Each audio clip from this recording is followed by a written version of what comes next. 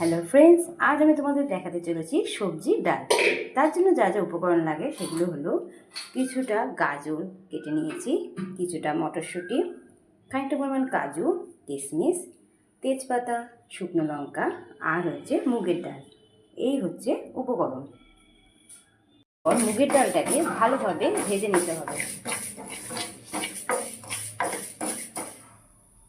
প্যানটা গরম করে নিয়ে তার মধ্যে পরিমাণ মতো সর্ষের তেল দিয়ে আর তার মধ্যে শুকনো লঙ্কা আর তেজপাতাটা দিয়ে দেওয়া হলো, আর দিতে হবে সাদা জিরা।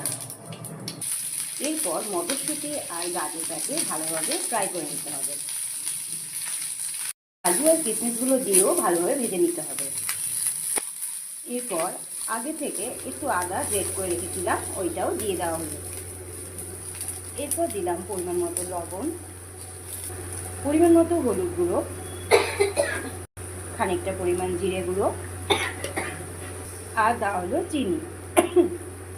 সব কিছু দিয়ে ভালোভাবে ফ্রাই করে নিতে হবে। তারপর আগে থেকে সেদ্ধ করে রাখা ডালটা দিয়ে দিলাম।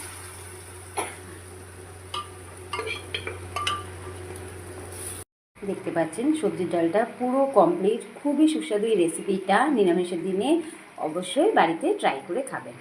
টাটা।